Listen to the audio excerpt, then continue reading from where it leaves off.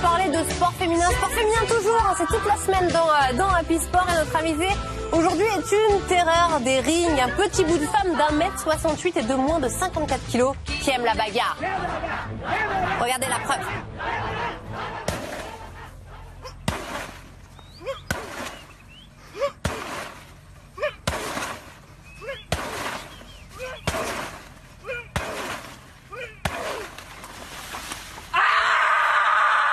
Bel hommage au film Batailla, vous l'avez reconnu évidemment, aucun arbre ou presque en a souffert dans cette séquence. De la boxe française au kickboxing en passant par le Muay Thai et la boxe anglaise, elle veut marquer l'histoire. Notre invitée aujourd'hui, c'est Anissa Meksen. Ben, applaudissons s'il vous plaît les gars. Hey, je vous trouve grave macho, on fait ça depuis le début de la semaine. Incroyable. Non, je te fais pas de bisous, j'ai un rhume. Ouais, je garde le micro. La pauvre, je vais... Alors, ouais, qu'est-ce que... Bon, c'est un hommage à Pattaya, hein, c'est ça? Ouais, c'est ça. D'humour. Exactement. Bon, il a pas souffert, là, on est d'accord. Et ton tibia non plus? Non, pas du tout. Ah oui, normal. Que si, mais rien du tout. Ah oui, bah, aujourd'hui un peu mal peut-être. Non, pas du tout. Oh bon, d'accord. Bon, je tenais juste à le préciser, car si c'est vrai qu'on reçoit des femmes toute la semaine dans le cadre de sport féminin, toujours, votre présence sur ce plateau, vous la devez pas à ce thème-là, non, vous la devez tout simplement à votre nom et à ce que vous avez accompli ces dernières années. À vous toute seule, vous seriez capable de remplir une salle. Fille ou garçon, vous êtes un phénomène. La preuve tout de suite avec votre CV, 14 fois championne du monde, 5 fois championne d'Europe, 12 fois championne de France. Est-ce que c'est à jour? C'est plus ou moins jour. C'est plus ou moins jour, ouais, mais allez-y, hein, parce que franchement, j'ai du mal à tout compter. C'est ça. C'est ça, ouais. Ah, d'accord. Ça va vite avec vous en tout cas. Et votre particularité, c'est que ces titres, vous les avez décrochés dans 4 disciplines. La boxe française, la boxe thaï, le kickboxing, ou plutôt dans 3 disciplines. Et là, vous vous mettez à la boxe anglaise, on va en parler aussi tout à l'heure. Vous avez un surnom? Non, j'ai pas vraiment de surnom. Enfin, C18, on m'appelle un petit peu à la salle. Ouais. C'est quoi, par rapport C18? à DBZ, genre le cyborg. Ah, génial. Parce que j'enquille des entraînements assez difficiles et sans montrer aucune émotion. Donc c'est pour ça que c'est resté. C'est très drôle. Voilà. On a pensé à un truc, sinon, autre que C18, un truc de vraie héroïne de film, de feuilleton. Je sais pas si vous vous souvenez d'elle ou pas. Xena la guerrière. Ouais. Ah, problème de génération. Problème de génération, clairement. Non, mais il n'y a pas de problème. Anissa la guerrière comme Xena la guerrière. Donc. Je fais un... Allô? Oui. Oh, on me dit que nous avons beaucoup de messages pour vous. Ah bon? Oui. Toujours 2 moments inoubliables que je retiendrai d'Anissa. Le premier, je l'assimilerai à un rêve, c'est celui d'avoir gagné le Glory. Donc ça, c'est magnifique. Et le deuxième, c'est plutôt un cauchemar. C'est le jour où j'ai osé mettre les gants avec elle et ma mâchoire s'en souvient. Regardez. C'est une grande championne qui triche jamais à l'entraînement, elle se donne toujours à fond et tout ce qui lui arrive, c'est uniquement le fruit de son travail. Voilà. Bon, pas facile de faire une petite vidéo pour décrire Anissa. Donc on va faire très simple. Anissa, en 2 mots, c'est trop forte. Alors moi, à propos d'Anissa, ça fait 5 ans que je m'entraîne avec elle. Et pour faire court, je crois que je l'ai jamais vue fatiguée une seule fois. C'est une vraie machine. C'est pas pour rien qu'on l'appelle C18. Guillaume Pascal, je crois, qui est champion d'Europe de K1, c'est ça? Exactement, ouais. Il a fait champion du monde aussi en amateur, donc c'est vraiment un sparring d'entraînement. C'est un élément important aussi dans ma préparation. Ce petit hommage, il me fait vraiment plaisir, je m'y attendais pas du tout. Oui, bah attendez. Donc ça fait plaisir, ouais, vraiment. Tous vos sparring sont des garçons? Ouais, j'ai que des garçons. Et pourquoi ce choix? C'est volontaire ou Ouais, c'est volontaire parce que ils sont forts, parce que ils sont aussi intelligents et ils me font pas de cadeaux à l'entraînement et moi je veux pas de traitement de faveur en fait quand je m'entraîne. Dans ces messages, on a vu Benoît Matteux. Ouais. C'est votre coach, c'est ça? C'est ça. Ah d'accord. Votre coach, c'est votre amoureux. Elle est trop mignonne. D'accord, on a le droit de dire que c'est votre amoureux. On peut. Ouais, bah voilà. Bon, Anissa Meksen, vous êtes née le 28 avril 1988. C'est ça. À Nancy. Ouais. Petite, vous avez toujours été attirée par les sports de combat. Ouais. À 8 ans, vous vous essayez au judo, au karaté et même au jujitsu. C'est ça. Voilà, elle est trop mignonne. Et c'est à 12 ans que vous avez commencé la boxe française. Bien sûr, c'est les dossiers. Et surtout, la boxe française, donc initiée par votre petit frère.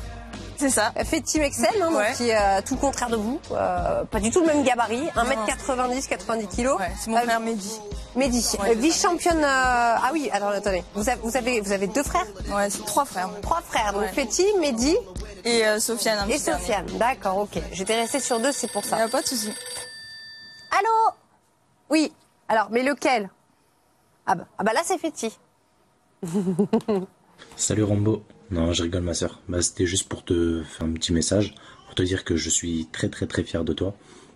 Que ta victoire donc au Glory m'a beaucoup ému. T'as fait pour moi une grosse année 2017. J'espère qu'en 2018, bah, ça sera encore mieux. Je te souhaite tout le bonheur du monde et je te fais de gros bisous. Alors on le voit pas là, mais votre frère il a un t-shirt avec marqué Anissa Meksen. Ouais. Il me représente bien, ouais. C'est vraiment tous la marque. Ouais, c'est ça. Vraiment, ma famille, c'est mon premier soutien, c'est mon pilier, c'est ma fierté. Et ouais, c'est aussi grâce à eux que je réussis, franchement, concrètement. Et vos parents, au début, eux, ils n'étaient pas pour... Ils n'étaient pas contre, ils n'étaient pas pour. Ma mère, elle m'a toujours soutenue dans n'importe quel de mes projets. Du coup, c'était pour elle quand même une évidence parce qu'elle savait que j'aimais bien les sports de combat. Maintenant qu'aujourd'hui j'arrive aussi loin, elle est super fière et ma famille tout entière également. Donc ouais, franchement, c'est plaisir. Et ça, j'imagine que encore plus que les ceintures, c'est votre plus belle récompense. Ouais, c'est ma plus belle récompense. Bon, en 2002, vous avez 14 ans et vous avez décroché votre premier titre de championne de France. Ouais, ça va donc en boxe française. Ouais. Le premier d'une longue série, 10 au total, auxquels vont venir s'ajouter donc des titres de champion d'Europe dès 2007 et du monde à partir de 2008. Vous avez 18-19 ans et après votre bac ES, vous intégrez la fac de sport de Toulouse. C'était quoi le plan à l'époque? Est-ce que vous aviez déjà en tête de devenir pro, de faire votre carrière? Mais c'était vraiment aussi d'allier mes études, quoi, de faire des études entre guillemets de haut niveau, avoir mon master et ouais, être championne du monde. Je voulais, c'était un projet déjà depuis que j'avais 12 ans. Dès que j'ai commencé la boxe, je voulais devenir championne du monde. Ça a toujours été mon objectif et c'est ce qui a fait que je sois motivée et déterminée à la salle. On a votre CV, mais plus école, voilà, avec vos diplômes. Double master 2, entraînement d'athlète de haut niveau, enseignement du sport. Vous avez un brevet d'état second degré de la boxe pour montrer que les études étaient tout aussi importantes pour vous. Ouais. Vous aviez un modèle justement dans la boxe ou parce que c'est vrai que j'ai pas la sensation que il y ait d'autres femmes qui accomplissent. Enfin, je pense qu'il y en a pas du tout qui accomplissent ce que vous avez fait en fait. J'avais pas de modèle, mais on va dire influencé, oui, mais pas vraiment de modèle. J'étais mon propre moteur, on va dire. À 22 ans, vous débarquez à Paname. Ouais. 22 ans, c'est ça? Ouais, c'est ça. J'ai dit, depuis vos débuts, vous collectionnez les titres, vous faites régner la terreur dans le monde de la savate. Et là, le déclic. Vous êtes en Thaïlande, en plein camp d'entraînement. On est le 12 août 2013. C'est l'anniversaire de la reine Sirikit. Et je vous laisse raconter la suite. J'ai disputé mon premier championnat du monde de boxe thaï que j'ai gagné sous un torrent de pluie. Ouais, première grosse expérience à l'international. C'était un hasard ou pas En fait, on est arrivé 2 mois avant. On avait l'envie de se faire connaître parce que malgré tout, en boxe française, quand j'ai voulu boxer en boxe thaï, j'étais pas crédible à leurs yeux. Du coup, on s'est dit on va aller chercher des titres en Thaïlande pour avoir plus de crédibilité et pouvoir boxer. Et voilà, on a eu ce titre, voilà, grâce aussi à mon entraîneur Benoît qui fait tout pour moi concrètement. C'est mon moteur, c'est mon binôme, c'est lui qui réfléchit le plan de carrière en fait. Ouais, en fait c'est un travail à deux quoi. Moi je fais mon travail sur le ring et lui il fait tout un travail de management pour me faire boxer, on travaille sur mon image justement pour me faire boxer et ça au début c'était vraiment pas évident. Le début de votre carrière donc en boxe thaï avec la collection de titres mondiaux qui vont avec. Un an après avoir commencé, vous allez notamment battre l'une des références, la championne turque. Alors Funda Diken, c'est ça qui était elle invaincue à l'époque, une victoire par KO technique. Comment est-ce que vous avez fait pour vous adapter aussi vite? Le travail. Franchement, si je peux résumer, c'est uniquement le travail. Je travaille beaucoup, j'ai le souci du détail, j'ai tellement envie de toucher des sommets que je me pousse dans des retranchements. Voilà, j'ai pas peur de souffrir à l'entraînement, je me donne les moyens de réussir et après adviendra ce qu'il adviendra. Vous vous entraînez combien d'heures par jour 2 fois par jour à hauteur de 4 heures à peu près. Ah ouais. Et en plus la boxe thaï c'est aussi beaucoup plus physique et surtout en fait plus rigoureux que c'est ça, parce qu'il y a un paramètre en plus, c'est qu'il y a le corps à corps, il y a le travail des coudes, des genoux. Donc c'était vraiment un travail en plus à faire et le problème de distance à réguler parce qu'on est pieds nus, il faut taper avec le tibia, donc c'était pas facile au début. Faut apprendre à se faire mal aussi. Ouais, c'est ça, ouais. Voilà, accepter cette douleur. Ouais. Autre douleur, petite question, vous faites combien d'abdos par jour? Ça J'en fais 1000. Ah ouais. Ah ouais. Ouais, 1000. Non, j'avais envie, j'ambitionnais, je me suis dit, je vais me refaire un corps et tout. En fait, non, 1000 abdos, c'est pas possible, on va passer à autre chose. Après la savate, après le Muay Thai, après avoir été élue boxeuse de l'année plusieurs fois dans différents magazines, vous vous lancez dans le kickboxing avec le Glory. J'imagine toujours conseillé par Benoît, avec cette ambition, ce management et ce marketing, parce que Glory, c'est ça aussi. Hein. C'est la référence à l'heure actuelle. Le souci, c'est qu'ils ont ouvert une catégorie qui n'était pas la mienne. Moi, je boxe habituellement à 52-53. Là, c'était 55-3. En fait, les filles, en général, elles descendent de poids pour remonter le lendemain, le jour du combat. Et moi, je suis naturellement à 54 kilos, 53 kilos. Donc, c'était pas évident. On savait pas si on devait signer. Et on s'est dit, vas-y, on signe à mon poids, 53 kilos. Et si on fait la ceinture, on la disputera dans leur catégorie à 55-3. Et ça veut dire quoi, que vous montez ? Ouais, je monte 2 points. En Mais fait. comment vous faites ? Ah, c'est incroyable. Je me pèse l'inverse. Ouais, je me pèse moins lourde, quoi. Le dernier combat, par exemple, lors de la finale, j'étais pesée à 54,6. D'accord. Et en mangeant bien, en mangeant même le matin, en mangeant quoi ? des œufs, par exemple, en prenant un petit déjeuner tout à fait normal. Des bonbons. Bon, j'évite quand même les bêtises une semaine avant, mais c'est vrai que je suis beaucoup sucrerie, donc mais bon, j'évite une semaine avant quand même. Et en toute logique ou pas, vous devenez championne du monde donc en 2017, et c'est tout simplement énorme d'avoir réussi à décrocher ce titre. Et représente quoi pour vous ? C'est vraiment l'aboutissement d'une carrière. En fait, ce titre, pour moi, ça a mis tout le monde d'accord, dans le sens où tout le monde s'est dit, c'est la championne, toute catégorie confondue, quoi. J'ai été la chercher à New York, chez elle. J'ai gagné à l'unanimité. Donc, j'ai gagné plus en crédibilité, on va dire. Un rayonnement aussi à l'international. Bien sûr. Ça, je l'avais quand même déjà, mais c'est vrai que on gagne un peu plus en crédit. Et voilà, le but, c'est de continuer à asseoir ma suprématie et de montrer que je suis la plus forte. Vous avez un petit côté collectionneuse quand même, non ? C'est vrai qu'on en a pas mal à la maison. On a fait carrément une petite vitrine et tout. Non, c'est cool. Ça fait plaisir. Les ceintures, ça se garde. Vous sortez avec en boîte ou pas ? Non. Non, ça passe pas. Non, ça passe pas. C'est pas grave. Allô ? Oui ? Encore un message, c'est fou ça. Salut Anissa, j'espère que ça va. Je voulais te remémorer une petite anecdote qui s'est passée donc à Venice Beach, à Los Angeles. On a fait une petite partie de tennis, un 2 contre 2, souviens-toi. Et je vais te l'avouer maintenant, on t'a laissé gagner. On t'a laissé gagner parce que t'aimes pas perdre, tout simplement. Et je comprends mieux pourquoi t'es la championne, que ce soit en BF, en Muay Thai, en kick, en anglaise. Et continue, vis tes rêves et continue à nous faire rêver et à nous faire vibrer comme ça. Allez, bisous championne. C'est vrai, c'est ça. C'est aussi ce côté compétitrice à mort et pas avant. Dans chaque projet que j'ai pu entretenir, que ce soit pour les études, pour la boxe, je me fixais des objectifs, je pense, atteignables, mais c'était une rigueur de travail qui me permettait de me surpasser et voilà, d'avoir un cursus de haut niveau, quoi. Mais ça vous vient d'où, ça ? Je sais pas, c'est mon mental. Ma mère aussi peut-être, parce qu'elle elle s'est sacrifiée pour nous. Et du coup, elle m'a donné cette détermination depuis toute petite, je pense. Impressionnant, voilà. Bon, la suite, c'est quoi maintenant ? Devenir championne de boxe anglaise ? Championne de France de boxe anglaise, c'est fait. Après, s'il y a une suite, on verra. Nous, on est open à toute éventualité, proposition. On accepte le challenge, on refuse rien. Voilà, on verra. Et c'est surtout de défendre en 2018 ma ceinture du Glory. Là, je vais faire le 30 mars à Los Angeles un super fight. Et normalement, je ferai une défense de titre derrière le 12 mai à Lille, normalement. Voilà. Et juste en boxe anglaise, championne de France, mais pour votre deuxième combat, c'est ça ? Ouais, c'est ça. Ouais, normal.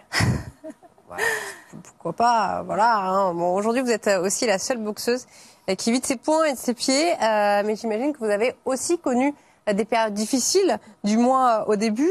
Vous cumuliez plusieurs boulots. Est-ce que ça continue d'ailleurs ? Non, honnêtement, aujourd'hui, je vis de ma passion. Et ça, c'est la plus grande fierté et satisfaction que j'ai aujourd'hui. Franchement, c'était mon projet, c'était mon rêve et aujourd'hui, je vis mes rêves. Et c'est grâce aux sponsors que... Aujourd'hui, franchement, c'est un peu grâce à tout. C'est grâce au combat. Aux sponsors, pas trop, parce que c'est une discipline encore où les sponsors sont frileux, ils ont peur de s'investir. Mais ça commence tout doucement et voilà, ma notoriété est grandissante, donc ça va le faire. Vous êtes connue par les avertis. Je dirais même qu'aujourd'hui, vous êtes une star dans le monde de la boxe. Mais vous avez eu la sensation, vous, en tant que femme, on va le dire clairement, de devoir plus vous battre que les autres pour gagner cette reconnaissance? Clairement, on va pas se mentir, les hommes et les femmes sont différents, que ce soit dans le monde du travail et dans le monde du sport. Maintenant, on gagne de plus en plus en crédibilité, on commence à s'asseoir un peu plus, à tendre vers l'égalité. Mais c'est vrai que c'est plus difficile de se faire un nom dans un sport masculin et voilà, faut pas se mentir. Et heureusement qu'il y en a quelques-unes qui sortent du lot et qui font des grosses performances.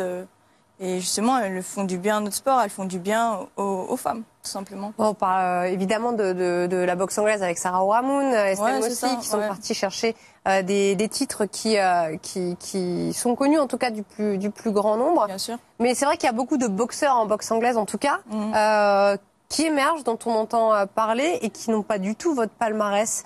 Et pourtant, j'ai la sensation, en tout cas auprès du grand public, que vous mériteriez plus, je crois que c'est français, d'avoir, vous, cette reconnaissance.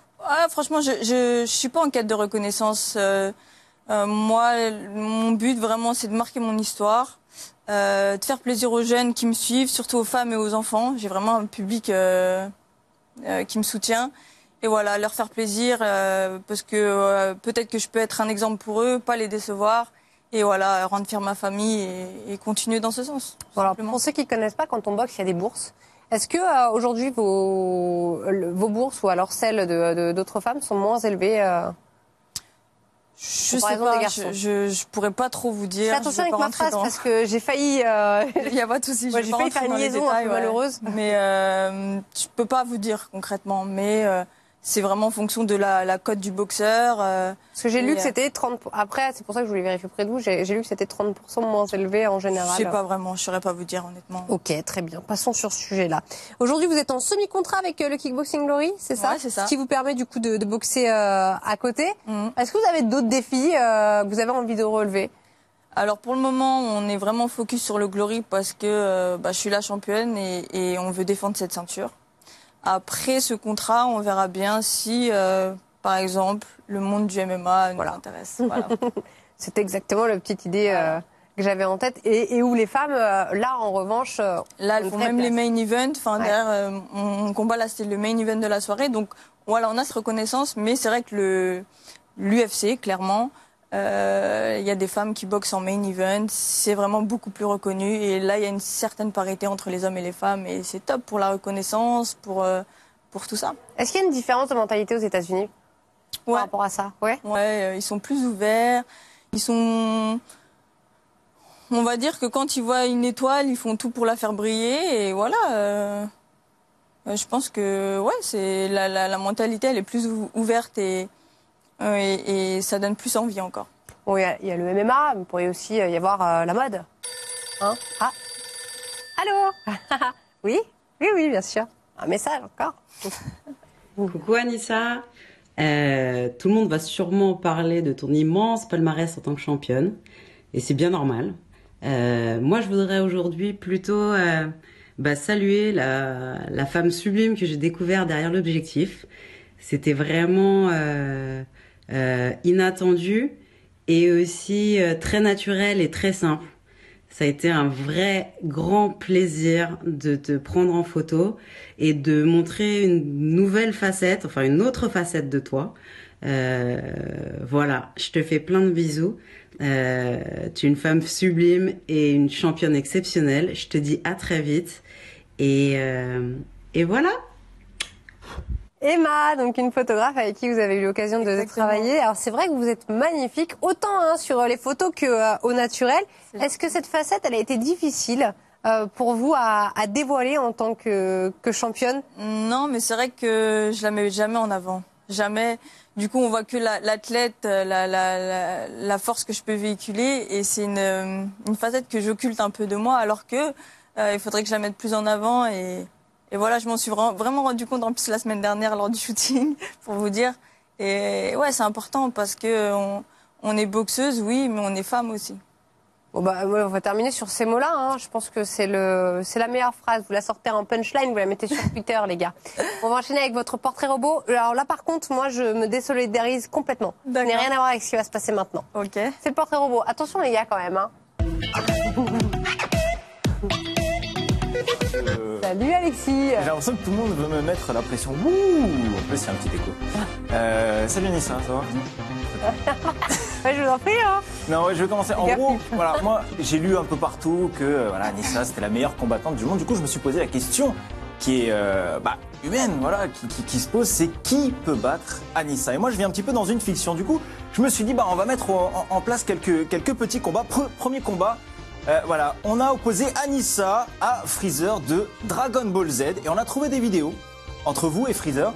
On va la regarder, on va voir qui remporte le fameux combat entre Anissa et Freezer. On regarde.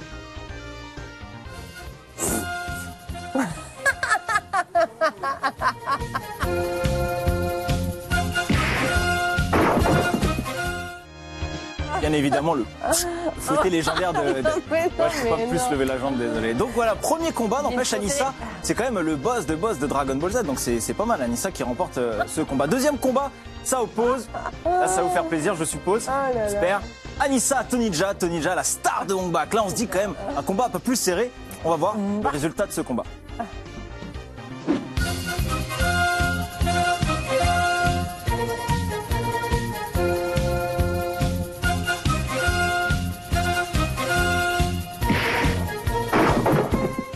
Décidément, ce coup de pied qui fait des ravages.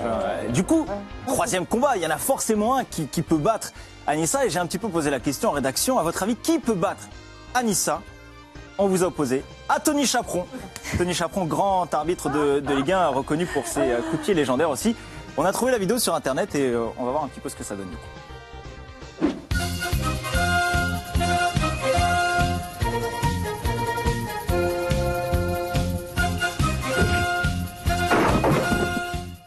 Je suis désolé Anissa, j'ai l'impression qu'il avait étudié vos mouvements, il esquive et en fait justement lui c'est la technique un petit peu Street Fighter et du coup c'est la balayette laser qui vous fera tomber. C'est Tony Chaperon qui est winner et qui est finalement le meilleur combattant du monde, vous arrivez juste derrière mais sur nous c'est rapidement. Tony Chaperon qui a un très joli tatouage il n'y a aucun trucage dans tout ça, c'est trouvé sur internet, tout ça c'est vrai. Voilà, donc on finit sur une triste note, mais dans le cœur, vous êtes la meilleure combattante du monde. Bah non, mais du coup, ça rejoint parce que son surnom, c'est C18 en fait.